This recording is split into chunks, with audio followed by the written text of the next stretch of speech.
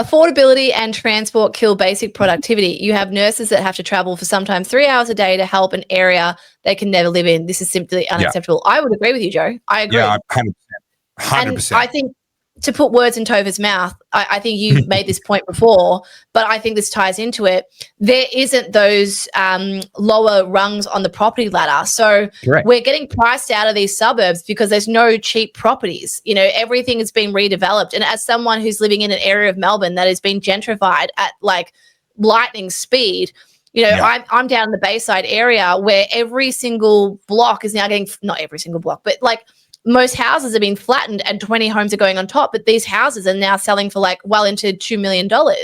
So what was like a little correction of granny flats, you know, 1 bedroom, 2 bedroom, you know, 1 bathroom, they don't exist anymore. No one's building those. And I mean, Topher, you've made videos on this, so. Yeah, and the issue there is it's not profitable to build affordable housing anymore. The costs of construction are so high, the process is so slow, and the cost of carry is so high while you go through that process that developers have no choice but to go for top dollar. Yeah. They're all going for the luxury market because that's the only way you can make ends meet as a developer now. But I would add, Joe, there is another layer to this, and this doesn't work for everybody, but it would work for some people. Rural areas are crying out for nurses, doctors, mechanics, you know, IT people. Like, there are so many industries. You know, I've moved out to a regional center. It's one of the larger regional centers, but it is a regional center. People are crying out up here. And I tell you what, to go and live on the fringe of Albury-Wodonga puts you 12 minutes away from the center of town, as opposed to being forced down to the fringe of Melbourne puts you, you know, an hour and a half, 2 hours away from the center of town. You can live so much better and so much cheaper. And by and large, the ability to earn is not that different. So your cost of living tends to be lower.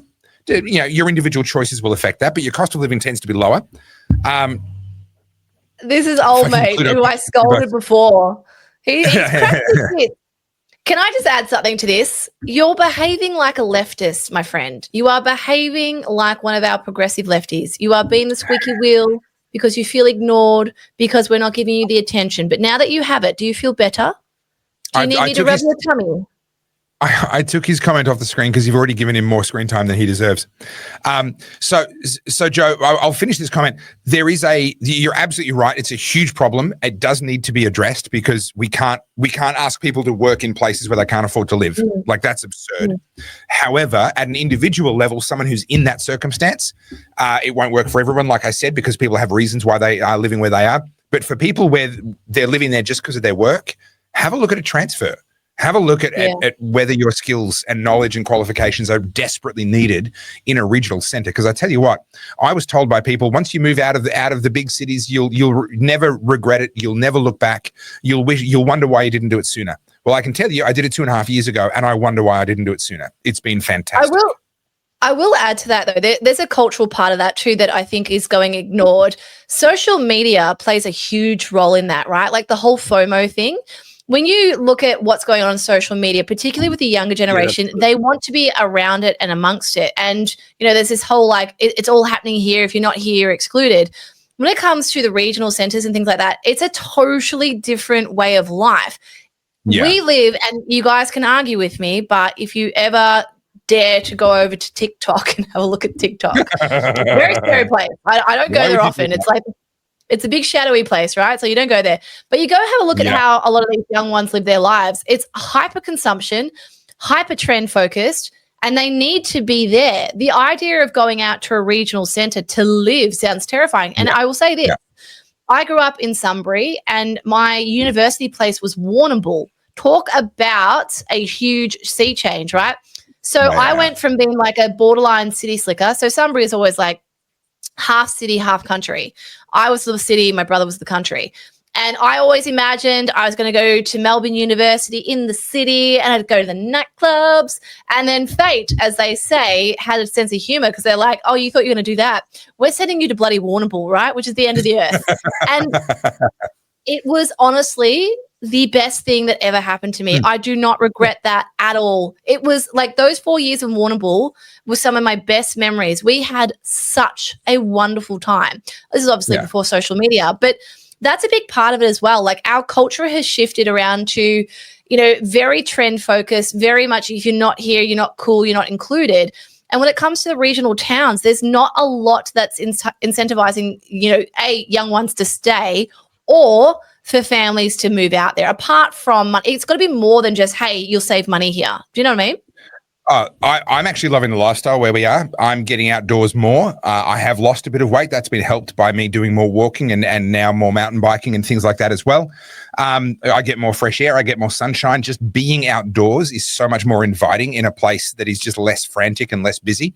But I will say you do miss out on some things. And I would say particularly the thing that I've missed out on by moving out of Melbourne is I've probably a half a dozen times of being stabbed. I probably would have had like the half dozen. I'd be doing well on the loyalty card at the local emergency room by now if I'd have stayed in Melbourne, and I've missed out on that. So yeah, you're right. You do miss out on some things. Yeah. My best mate's parents were Italian migrants who moved here in their 40s, were able to save and buy a block of land and build a garage and live in that with 2 kids as they slowly build a house. Something regulations have stopped. Yeah, I mean, big fella, I agree. And Topher and I have actually talked about this, both of us, when we, growing up and the way we did things. And, like when we moved back to Australia, my parents put us in the house and didn't have carpet, didn't have blinds, and you grew into the house. But now you literally can't do that. Like you can't do that. Yeah. You know? And this is a massive problem. Konstantin Kisin gave a great speech about this at the ARC launch that you and I were at, Carly, talking about the fact that if people can't own a property, they don't feel like they can start a family, and they don't feel like they've got roots. They don't feel like they actually belong. And this comes back to the Australian culture thing. If we want people to want to become Australian, we have to want to be Australian ourselves. We have to celebrate that. It has to mean something. But how do you do that when you're unmoored? So many people are saying, I'm never going to own a property. I'm never going to have kids because I can't afford it. Some people don't want to, that's fine. But some people are saying, well, I can't afford it. I'd love to have kids. I can't afford it. I can't justify that. I can't take time out of work, blah, blah, blah. Well, now you've got people who are unmoored. But now think about it. You bring in immigrants and you put them into a situation where they didn't even grow up here. They weren't born here. And now they won't be able to afford a house. They can't afford to live well. They're unmoored in exactly the same way. The thing is, they were never anchored here in the first place. And then we wonder why they don't want to become Australian. Why aren't they assimilating? Well, most of them are, to be fair. But the ones that aren't, it's like, well, we're not giving them the opportunity the way the big fella's here talking about with his parents, where they could actually get here, save up money, work a job, buy a block of land, build a house, and start a life. We've got to fix that. And a lot of these other problems fix themselves. Oh, look, I agree. I mean, G and I had a conversation, with his mum about 4 or 5 months ago. And, I was sort of saying to her, like, I've resigned to the fact that I'm likely to never own a house unless my finances just radically change, right? Like I'm start to have huge surplus amounts of cash, which, guys, buy some coffees. No. But you know what I mean? Like, realistically, I like, as circumstances are, the idea of me being able to save up, $250,000 to have as a deposit to then buy a house that isn't actually, as one of the super chats said before, isn't anywhere near where I need to live so I can work. You kind of go, well, what's the point? And I do find myself saying that. I have to remind myself, like, there is always a point. You can't just give up. But I understand, for the most part, like, I understand why that's the sentiment with young ones, because it does feel like that. It does feel like, well, why try? Like, I get it, correct.